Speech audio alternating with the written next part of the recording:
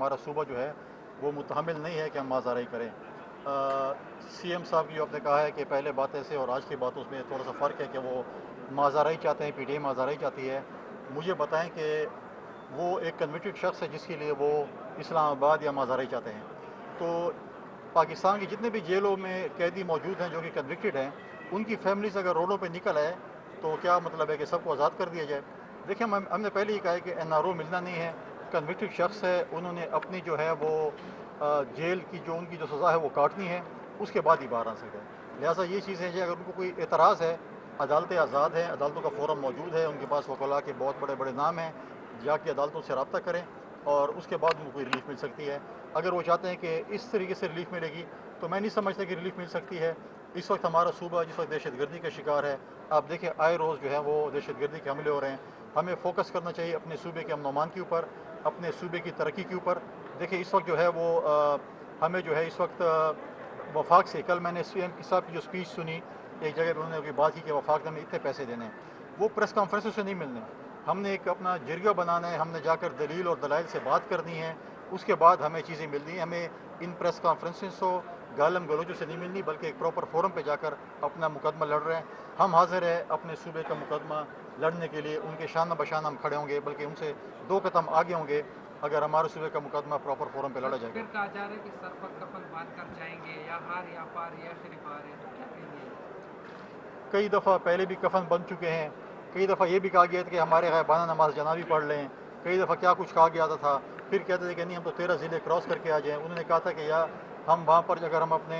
بانی چیئرمین کو آزاد کر کے نہیں آئیں گے تو ہم وہیں پہ ہمارا جنازہ پڑھا جائے گا۔ یہ ڈائلاگز میں پہلے بھی کہتا ہوں کہ بات نہیں کرتے، پراپر فورمز ہوتی ہیں، پراپر جگہیں ہوتی ہیں بات کرنے کے لیے۔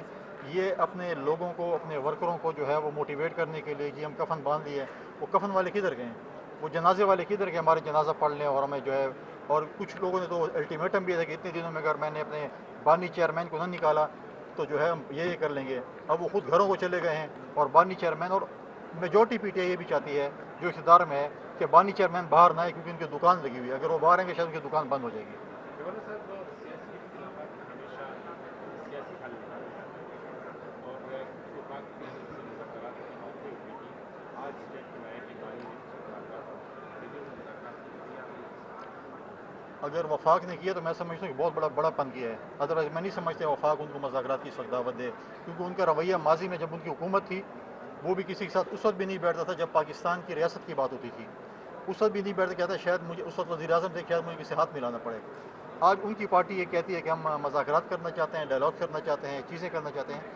میں سمجھتا ہوں کہ بہت بڑا پن دکھایا ہے وفاقی حکومت نے کہ آج ان سے بات چیت، یہ ایسی پارٹی نہیں جس کا بندہ جو ہے، یہ گروہ ہے جس کا مذاکرات نہ ہو سکتے نہ وہ مذاکرات کے ٹیبل پر بیٹھنا چاہتے ہیں۔ ماضی میں جب ہماری 16 مہینے کی حکومت تھی، چیئرمین بلال بھٹو زرداری صاحب نے اور آصف علی زرداری صاحب نے اتحادی حکومت کو اور ان کو آپس میں بٹھایا، انہوں نے کیا کیا؟ 9 مئی کر دیا۔ اس کے بعد انہوں نے جو کچھ کیے، تو یہ تو آج اس یہاں تک آ گئے کہ ان کی پارٹی اتنی توڑ پھوڑ کا شکار ہو چکی ہے، اتنے انکمپیٹنٹ، نالائق اور جاہل لوگ ہیں کہ اب یہ امپورٹڈ لیڈرز کو لیڈر آف دی اپوزیشن بنانا چاہتے ہیں، جن کا ماضی میں یہ کیا مذاق نہیں اڑاتے تھے۔ آپ لوگوں نے دیکھا، آپ لوگوں نے بھی دیکھا، کیمروں میں دکھایا کہ محمود خان جیسے کے متعلق ان کے بانی چیئرمین عمران خان صاحب کے کیا خیالات تھے، مولانا فضل الرحمان صاحب کے متعلق کیا خیالات تھے، اور میں نے راجہ ناصر صاحب کو انوائٹ کیا پشاور کہ آپ ایکسپیکٹڈ اگر آپ کہیں بن گئے leader of the opposition in Senate, اور آج پی ٹی آئی کے بہت بڑے آپ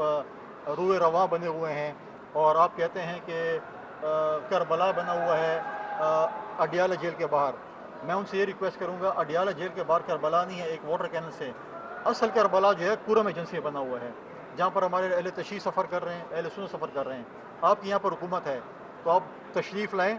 پشاور آئیں، اپنی صوبائی حکومت کے لے کر جائیں۔ پورم میں 2 سال ہو گئے، لوگ شہید ہو رہے ہیں، لوگ تباہ ہو رہے ہیں، وہاں پر آپ کی کمیونٹی بھی موجود ہے، ہم کوشش کر رہے ہیں کہ وہاں پر امن ہے، آپ بھی اپنا حصہ ڈالیں۔ کربلا وہاں پر ہے، اڈیالہ جیل کے باہر نہیں، اڈیالہ جیل کے باہر جو ہے وہ آپ جانا فضول ہے، کیونکہ جب تک وہ قیدی جب تک جو ہے وہ اپنی قید پوری نہیں کرے گا وہ باہر نہیں آ سکتا۔ میں دوبارہ آج سی ایم پنجاب سے کہوں گا کہ اس قیدی سے ہماری جان چھوڑیں، کسی اور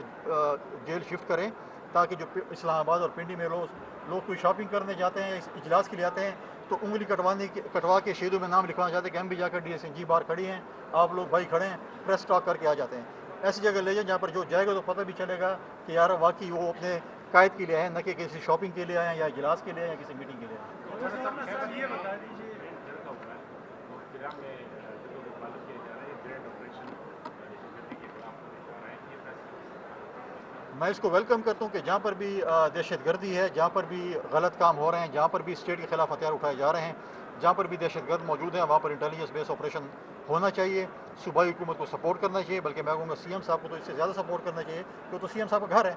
اگر آپ کے گھر میں امن ہوگا، آپ بھی آ جا سکیں گے، آپ وہاں پر ترقیاتی کام ہوں گے، چیزیں ہوں گی، جہاں جہاں پر بھی انٹیلیجنس بیس آپریشن ہوں گے، جہاں جہاں پر بھی دہشت گرد ہوں گے ان کے خلاف انٹیلیجنس بیس آپریشن ہوں گے، جہاں پر جی اسٹیٹ گرڈ کو چیلنج کیا جائے گا وہاں پر انٹیلیجنس بیس آپریشن ہوں گے۔ ہم اپنی فوج کے ساتھ، اپنے انٹیلیجنس اداروں کے ساتھ ہم شانہ بشانہ کھڑے ہیں، اور ہم اس امید کے ساتھ ہیں کہ انشاءاللہ ہمارے صوبے میں وہ امن لے کر آئیں گے۔ امن ہوگا تو خوشحالی ہوگی، امن ہوگا تو ترقی بھی ہوگی۔ اچھا سر، یہ بتا دیجیے کہ ایک دفعہ پھر ملک میں بتیں کی بہت زیادہ باتیں ہو رہی ہے،